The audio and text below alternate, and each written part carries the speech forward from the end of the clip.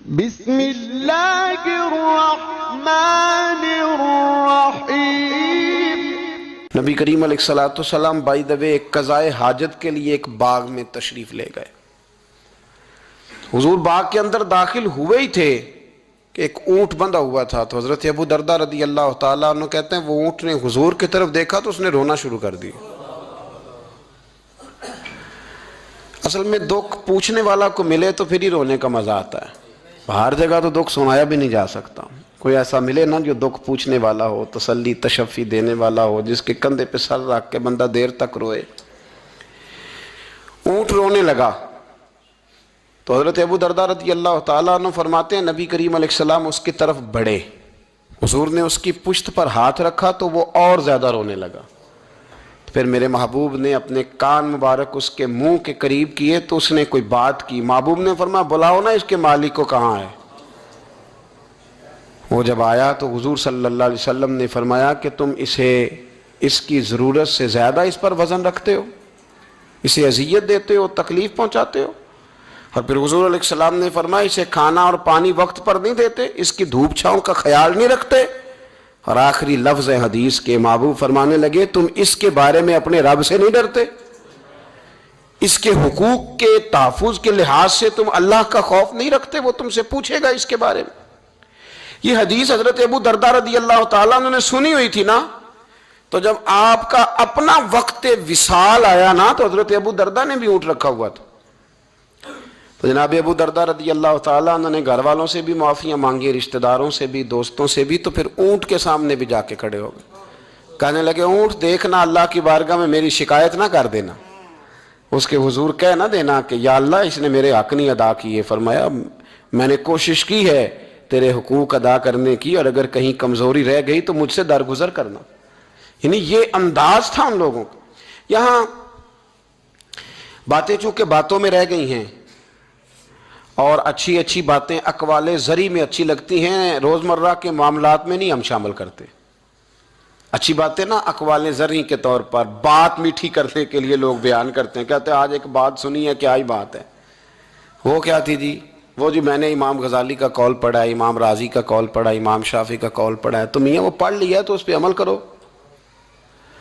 میں بڑے دنوں سے اس بات پر دوستوں کی توجہ کرا رہا ہوں کہ کیلو کال کب تک رہے گا، گفتگو کا گورکھ دھندا کب تک چلے گا؟ جن باتوں کا ہمیں پتہ چل چکا ہے اس پر عمل کی بھی تو کوشش ہونی چاہیے نا۔ تو میرے عزیزوں، جانوروں کے حقوق میرے نبی کریم علیہ السلام نے بیان فرمائے۔ سب سے پہلی بات حضور نے یہ بیان کیا کہ جانور کو گالی نہ دو۔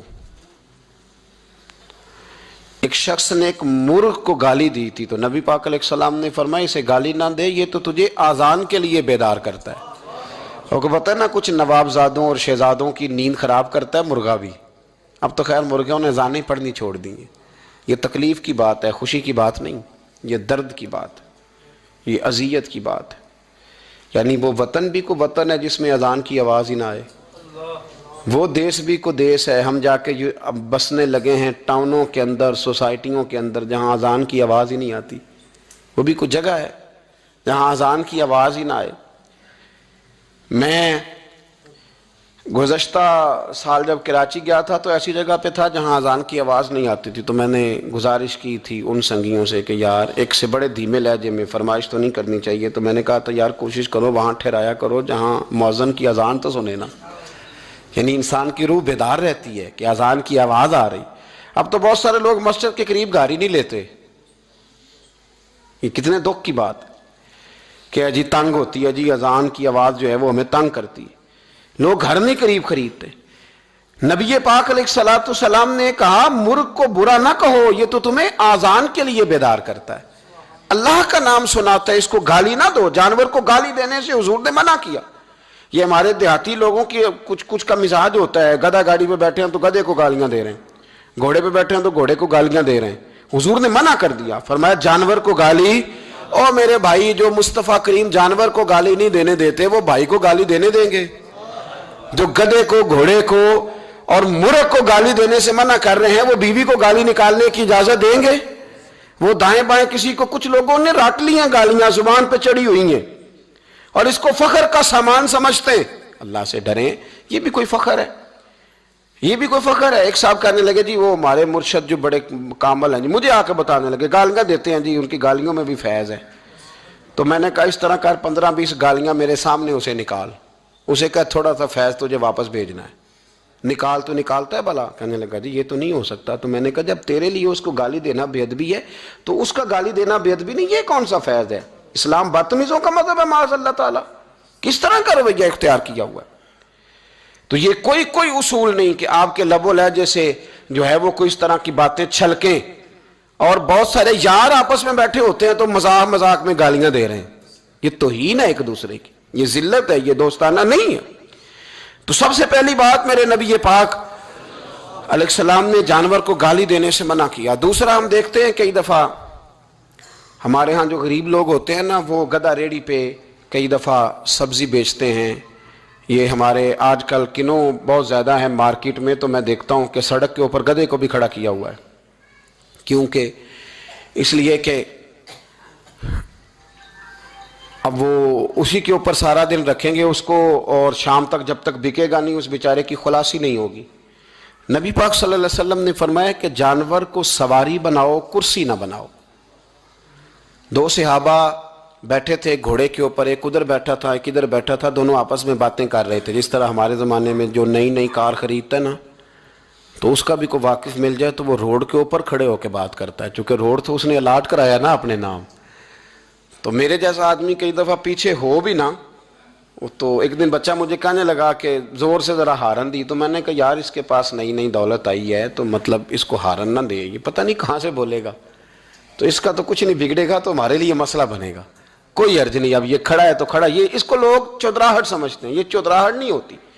اس سے یہ آپ کے کمزور ہونے کی علامت ہے. اس طرح چھوٹا آدمی اس طرح کے کام کرتا ہے، بڑے لوگ اس طرح کے کام، بڑے لوگ تو کسی کو تکلیف ہی نہیں دیتے چونکہ وہ بڑے ہوتے ہیں. وہ کسی شخص کو کبھی اذیت میں مبتلا نہیں کرتے چونکہ بڑے ہوتے ہیں. یہ تو چھوٹا آدمی ہے جو کسی کا رستہ روک کے کھڑا ہے اور چودھری بن رہا ہے. تو نبی پاک علیہ السلام نے دیکھا 2 غلاموں کو، ایک کے گھوڑے کا منہ ادھر ہے دوسرے کا ادھر ہے، تو آپس میں گفت و شنید کر رہے ہیں. میرے رسول کریم علیہ السلام نے وہیں تنبیہ فرمائی، حکم دیا، فرمایا سواریوں کو سواریاں بنایا کرو، کرسیاں نہ بنایا کرو. جب تک چلنا ہو اس پر بیٹھو، اور جب بات کرنی ہو تو گھوڑے سے نیچے اترو، پھر بات کرو تو پھر دوبارہ گھوڑے پہ بیٹھو. ان کو سواریاں بنائیں، کرسیاں نہ بنائیں. میں اپنے استاد گرامی رحمت اللہ تعالی علیہ کے ساتھ تھا، تو ہم نے کہیں جانا تھا، ہم تانگے پہ بیٹھے تھے. وہ تانگے والے سے 2-3 دفعہ استاد جی نے کہا چلو، تو کہنے لگا جی سواریاں پوری ہوں گی تو چلیں گے.